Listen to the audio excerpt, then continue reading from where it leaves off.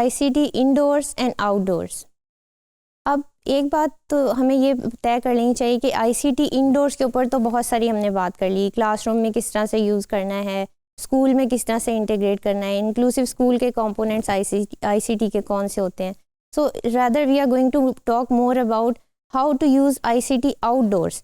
और आउटडोर का जब भी जहन में आइडिया आता है तो हम यही सोचते हैं कि outdoor means you are visiting a zoo और गोइंग टू अ पार्क और observing nature. Yes, you can do all of those things, लेकिन क्या है कि आईसीटी इन एक्सपीरियंसेस को और ज़्यादा इन्हांस कर सकती है by the use of camcorders, microphones या documenting apps.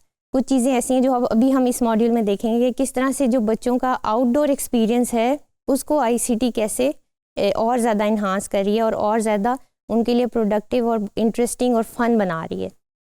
First of all, when using ICT outdoors, it's crucial to strike a balance and ensure that technology complements rather than replaces।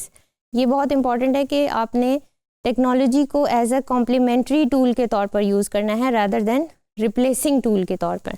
सो इस चीज़ को activity के अंदर आपने mindful रहना है इस बारे में और देखना है कि you should use the technology to complement that process.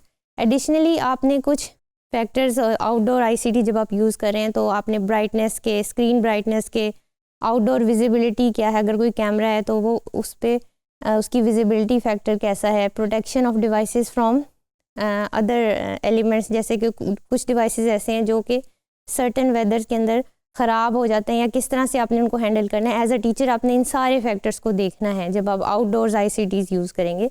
So you are going to take care of those factors. फिर बेनिफिट्स क्या हैं आउटडोर एक्टिविटीज़ में?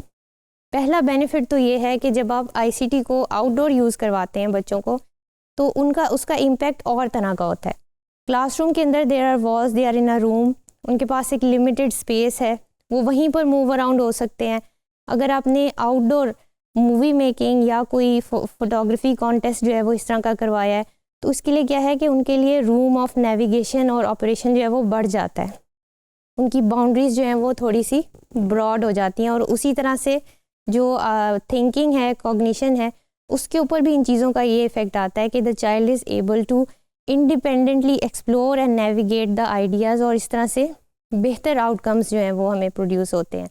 सो the first thing is that. The second one is कि being outdoors offers opportunities for doing things in different ways on a different scale. जैसे कि मैंने mention किया कि स्केल फ़र्क हो जाता है। जैसे आप मूवी मेकिंग ऐप्स है, आगे जाके हम देखेंगे कि किस तरह मूवी मेकिंग को जब हम नेचर में लेके जाते हैं रादर देन द क्लासरूम तो क्या उसका इफ़ेक्ट आता है। इसी तरह it gives the children first hand contact with the weather. कमरों के अंदर बच्चों के अगर एयर कंडीशन है या हीटिंग सिस्टम्स लगे हुए हैं, they are not able to experience the weather, obviously they cannot experience the rain in the classroom. So all of these things need to be experienced by the child and through the use of ICT हम इसको और ज़्यादा enhance कर सकते हैं। Outdoor environments offer children freedom to explore, use their senses and be physically active, very important। ICT का सबसे बड़ा ड्रॉबैक जो सबसे कंसर्न जो है वो चिल्ड्रन के रेफरेंस से, अर्ली चाइल्डहुड के रेफरेंस से, वो यही है कि बच्चों को आईसीटी का उतना यूज़ करवाया जाए कि उनकी फ़िज़िकल एक्टिविटी पे उसका इफ़ेक्ट ना हो। So you should keep that in mind as a teacher.